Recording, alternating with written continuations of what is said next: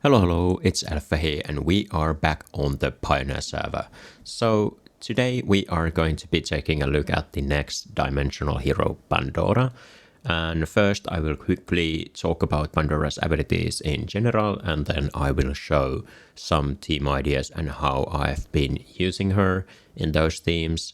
Then lastly, I will go into more detail about one of Pandora's abilities, because there are quite a lot of different things that can happen with that specific ability. So if you are interested about more advanced tricks when it comes to Pandora, then check out that part of the video. But let's get started with the abilities. So Pandora is, like I said, the next dimensional hero. She is a support hero that deals magic damage. Pandora is mainly a buffer and debuffer, so she does not actually provide shielding or healing for your team. I'll go through her abilities in a bit different order because I feel like it makes more sense. So first we have her normal ability called Boxed Blessing, and this is pretty much the ability that you want to use Pandora for. So this happens when the battle starts, and it happens only once during the battle. And Pandora will pull an allied hero into her box, and she targets the backmost allied hero. And after 4 seconds, she will release that hero from that box, and she will give that hero 1000 energy and big attack damage boost. So there are a couple good things about this ability. First, obviously, it's the fact that she gives 1000 energy to an allied hero, which basically means that any hero that she pulls into the box will be able to cast their ultimate right away when they are released from the box, because 1000 energy is the amount that you need to cast your ultimate. So that alone is very strong effect. On top of that, she gives that same hero a big attack damage boost that lasts for the next 10 seconds. So if you're using this ability, for example, to make your Cryonaya ultimate instantly once she is released from this box, she also gains attack damage boost on top of that. And the other good thing about this ability is that when the allied hero is pulled into the box, they are completely considered kind of outside of the battle, so nothing can stun them or do any damage to that hero. So this is also kind of way to protect one of your squishy heroes from any potential initial burst that could happen. So if the enemy team is using something like Aaron and Ulmus team, for example, then that stun combo and damage combo won't affect the hero that is pulled into the Pandora's box, because they are completely protected. So there are kind of two different reasons why this ability is very good. So this is definitely the main reason why you would want to use Pandora. And like I said, I will go a bit more into detail about this ability after I have shown some of the teams that you can use this for. Then we have Pandora's Supreme Plus ability, because it kind of is related to this previous box ability. So simply put, what this Supreme Plus ability does is that the hero who is pulled into the Pandora's box by the Boxed Blessing will gain protection from Pandora's other abilities. And this might sound strange, but Pandora's abilities or other abilities actually will affect all heroes on the battlefield, so allied heroes and enemy heroes. And like I said, Pandora does give debuffs to heroes, so she also debuffs your allied heroes, except the allied hero who is pulled into the box at the start of the fight. So this is good because obviously you usually want to pull something like your main damage dealer into the box or something similar. So once they are released from the box, they are also protected from all of Pandora's debuffs for the rest of the fight. Then let's quickly talk about Pandora's Mythic Plus ability. It's called Eternal Legacy. And simply put, what this ability does is that Pandora basically has 2 active abilities that she is also going to be using throughout the battle. And if Pandora is defeated during the fight, the box will stay on the battlefield, and the box will keep on casting those 2 abilities. The abilities that the box will cast if Pandora is defeated are little bit like weaker versions of the Pandora's actual abilities. But anyway, this means that she will have impact on the battlefield even if she is defeated, which is obviously like a useful ability to have. Okay, then what are those two abilities? Well, first, Pandora's ultimate is called Panic Projection, and it will fear all units on the battlefield for 5 seconds when the ultimate is cast.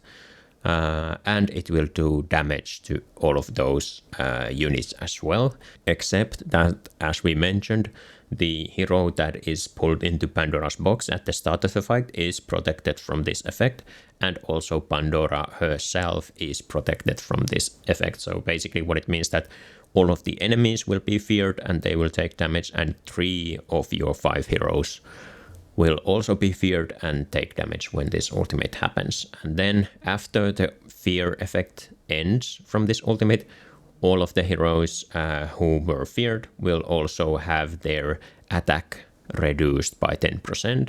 And this attack reduction can stack up to 3 times, and it is a permanent reduction. So after, well, if she would cast her ultimate 3 times during the fight, then all of the affected heroes would have their attack reduced by 30%, but obviously that's probably not going to happen very often because she starts with 0 energy by default, and her casting the ultimate is going to take quite a while. And then we have her second ability that is called Tainted Tribute. This ability has 5-second cooldown, and it has passive and active part of the ability. The passive simply says that whenever Pandora casts abilities, she will heal the ally who was pulled into the box a little bit and provide them with 120 energy. I think you can safely ignore this part of her kit. I mean, the energy gain might be somewhat relevant, but not really, and the healing is such a small amount that it doesn't really matter. The other thing that will happen when she casts this ability is that she will debuff herself so that she takes 10% more damage, and she will debuff one random enemy so that they also take 10% more damage, and this debuff is also permanent.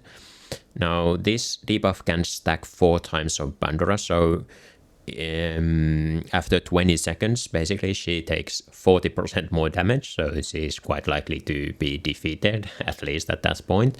But the enemies will only get one of this debuff, so at maximum they will take 10% more damage, and she prioritizes targeting different enemies every time. And the active part of this ability is that she will also debuff one enemy with random debuff, and those debuffs are like haste reduction and vitality reduction and energy recovery reduction or something like that. So every now and then she will debuff one of the enemies so that they take more damage, and they have some other debuff on them as well. Yeah, so now that we know what Pandora can do, we can talk about some of the team ideas that I had with her. So these are some of the team ideas that I had, but what I'll say about the other heroes, other than obviously Pandora and the hero for the fast ultimate, the other 3 heroes are like very flexible. Like you don't really need to use any of the specific heroes that I'm showing here. So one of the quite interesting combos with Pandora is Dionel, I guess. He's not really a hero that I see a lot because he's kind of like hard to use.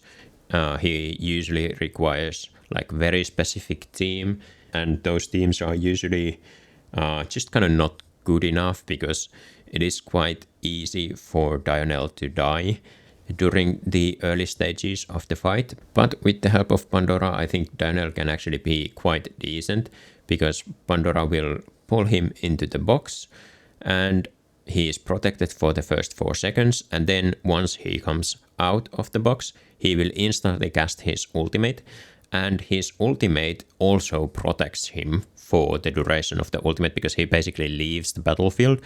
and will start like doing damage outside of the battlefield, so nothing can happen to him during that time as well.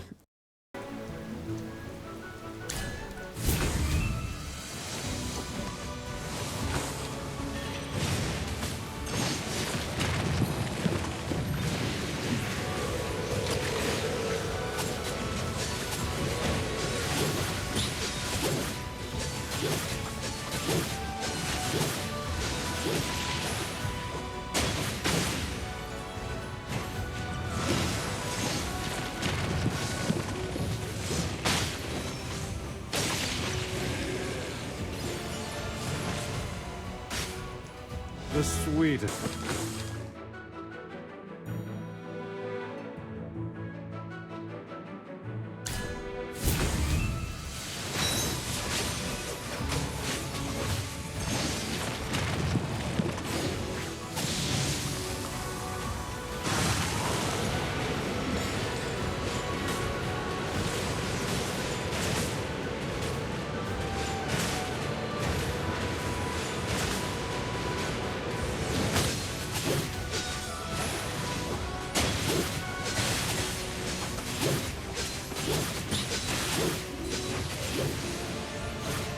The sweetest.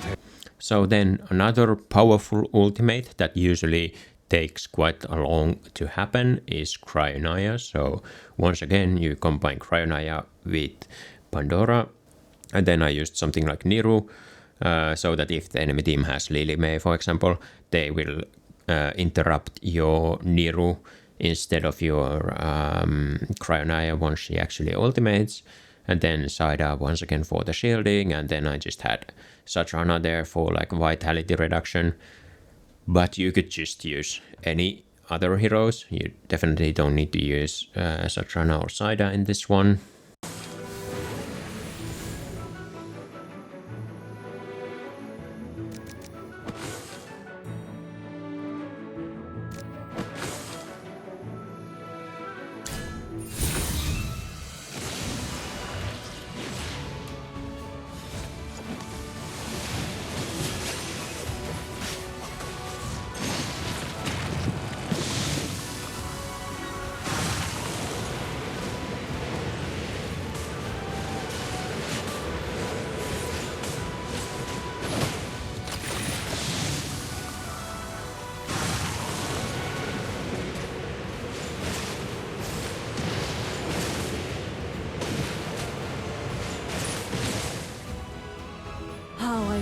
Now, if you are super worried about how you can maybe fight against this Cryonaya team, there are quite a few different teams that can still like do well against it. So it's definitely not like super overpowered team by any means.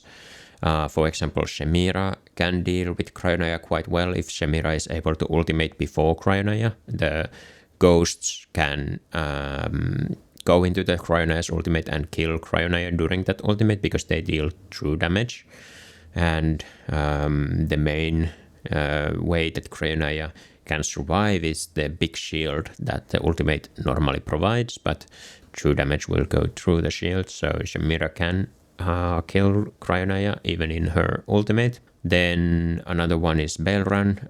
So Belran is tanky enough and has enough like HP regen that depending on the situation, Belran can basically survive the Cryonaya's ultimate, and he also deals true damage, so he might be able to even kill Cryonaya during the ultimate. Then there are some damage over time teams like Satrana Bonnie teams, and those can also sometimes work against Cryonaya. Usually it goes that Cryonaya will get her ultimate out, but then once the ultimate ends, she might die to the damage over time effects from Bonnie and Satrana, so then you can still win even if Cryonaya is able to kill like few of your heroes. And there are some other ways to deal with her by using your own Pandora team, and then of course using Dunlinger, for example, to block the ultimates in general. I mean, Dunlinger is gonna be good kind of like counter against all of these teams because they rely on casting fast ultimates with the help of Pandora, but obviously Dunlinger is able to block those ultimates. Then I had this idea of hypercarry Lilimei. I did only like one test with this team, so I don't know how well it works, but I can explain the idea, and it's quite funny looking. I do have one clip of showing how it works.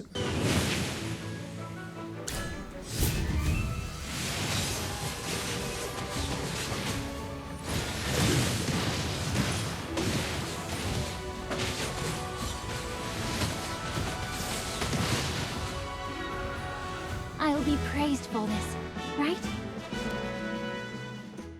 The basic idea of this team is that Lilimei has this ability called Rainfall Bliss, and whenever she gains a stats boost from allied heroes, she will also gain extra attack, and this can be applied from all different heroes in your team. So if you are giving Lilimei multiple stat buffs, she will get quite strong, and this also buffs her other ability called Rainstorm Ballet. So the idea is that you just give Lilimei multiple buffs at the start of the fight, and then the Rainstorm Ballet will do huge damage to the enemy team. The two last spots in this team are kind of like flexible. I just used Dunlinger because well, Dunlinger also can buff the attack of one of your heroes a little bit and the haste of one of your heroes a little bit, but I don't think it actually works with Lilimei's passive, because I think the buffs that you get from Dunlinger are permanent buffs, and Lilimei's thing only works with non-permanent buffs. But anyway, the reason why Dunlinger is here is just to block the ultimates of enemy team. You could definitely use something else here, but it's just a powerful thing to have.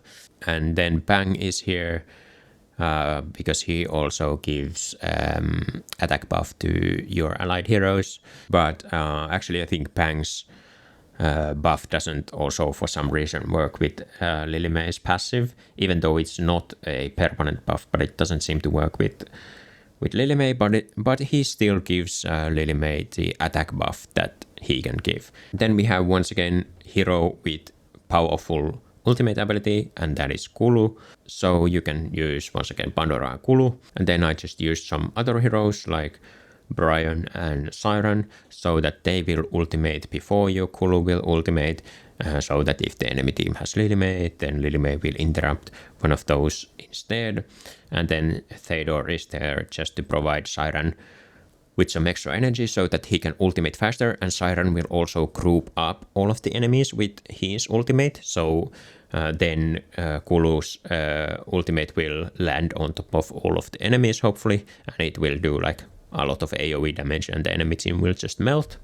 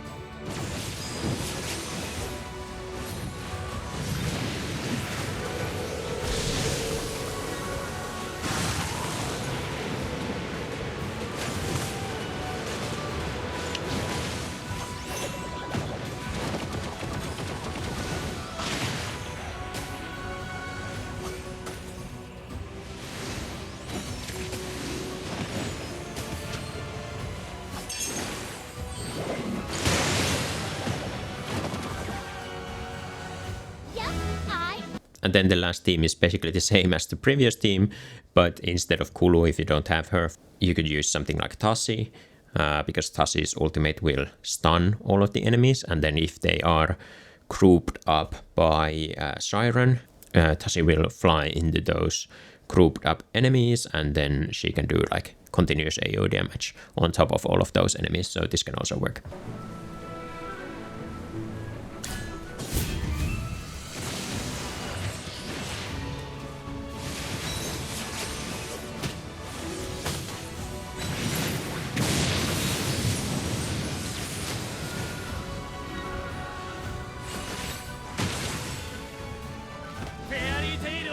Yeah, so those were the teams, and then we can talk a little bit more in detail about the boxed blessing ability, because there are quite a few different interactions that are happening with this specific ability.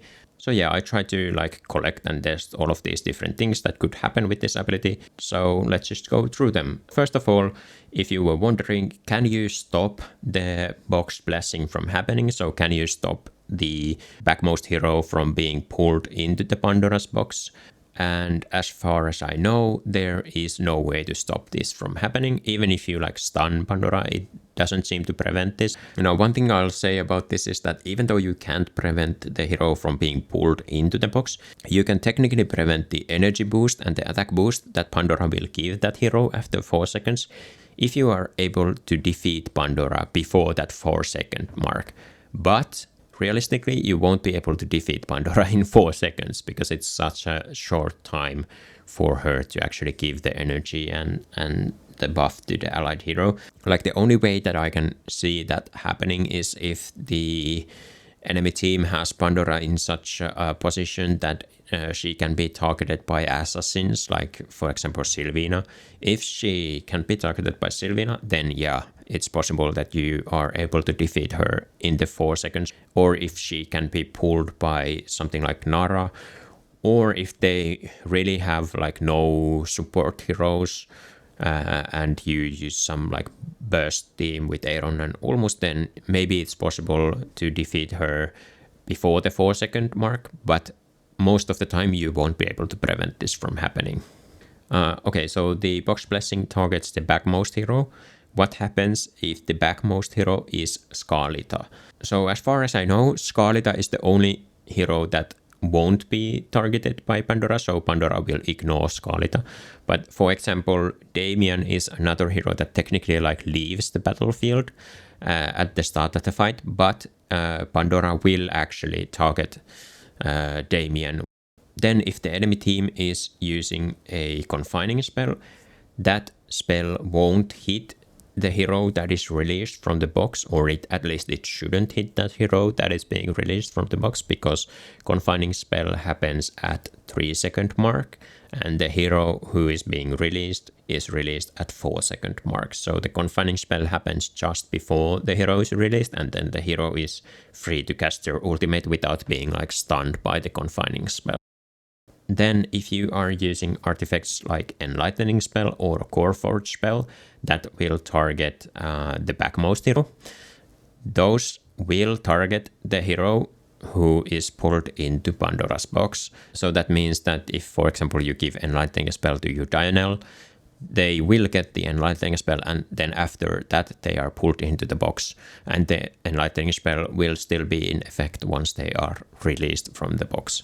And then if there are some other abilities like Niru Ultimate that would target the backmost hero, or Rainier Swap, those effects will like happen before the hero is pulled into the box, so they will get the debuff and buff from Rainier, but obviously the position switch won't happen, but the debuff and buff will happen from Rainier. So then if you have some heroes who cast abilities at the start of the fight, they won't actually have enough time to cast their abilities before they are pulled into the box. So if you are, for example, pulling Kulu or Walker or Viper, those heroes will cast their abilities after the 4-second mark once they are released from the box. So it actually delays their ultimate cast a little bit.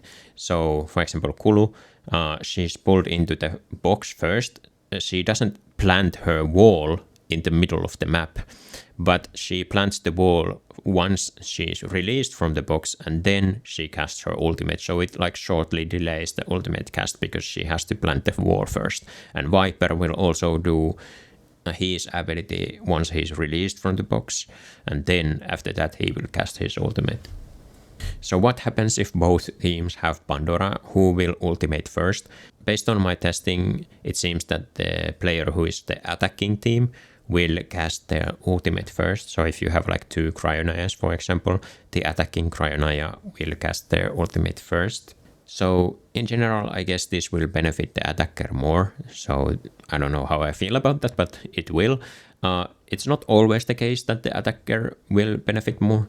Like if there are two Cryonians, for example, from my testing, sometimes the Cryonia who ultimated second was actually the one who wins the fight. But if you are using something like Tassi, for example, if you are the attacker and your Tassi ultimates first, your Tassi will actually stun all heroes, and this includes the enemy hero who is released from the box. So that will actually like further delay the ultimate of the defender. So what happens if you put Lily May into the Pandora's box? Well, this was kind of already covered on one of the previous replays, but basically your Lily May is put into the box, and then once she is released from the box, she will then interrupt the next ultimate. So she won't be able to interrupt any ultimates at the start of the fight, which she usually is, but she will then interrupt ultimates 4 seconds into the fight. But this can be a very good thing in a sense that if you are the attacking hero and you are using the Lily May, your Lily May will be released from the Pandora's box, and then the enemy hero is released from the Pandora's box at the same time. And then once they cast their ultimate, your Lily May will actually interrupt the ultimate from the hero who is released from Pandora's box. Then once again, when we are talking about energy gain effects, Paragon levels do play a role, unfortunately, I guess. So if you are trying to use a hero that has by default 0 energy, and you are trying to give them 1000 energy from the Pandora's effect so that they can ultimate right away once they are released from the box, it might not work if there is big Paragon difference, or actually any Paragon difference really, because you need the whole 1000 energy to cast the ultimate right away. So just to be sure that this instant ultimate thing works, you probably want to use a hero that starts with some initial energy. So let's say that they start with 200 initial energy, then it's a lot more likely that the instant ultimate will happen because they don't need the whole 1000 energy. Then I guess one last small synergy or nice synergy that Pandora has is with Pang. Now I haven't covered Pang yet, but I will do in a separate video. But one of the things that he can do is he gives shields to allied heroes once they reach 850 energy. And the shield will give a damage buff and crowd control immunity while the shield lasts. So if you get 1000 energy from Pandora's box effect, then once the hero is released from the box, they will also get the Pang's shield, as long as Pang is still alive in the fight. So that provides the hero who is released from the box with additional damage boost and crowd control immunity, which is nice because obviously then they can't be like interrupted right away by some crowd control effect, which is not very likely to happen anyway, but at least there is like no way of this happening with the combination of Pang and Pandora.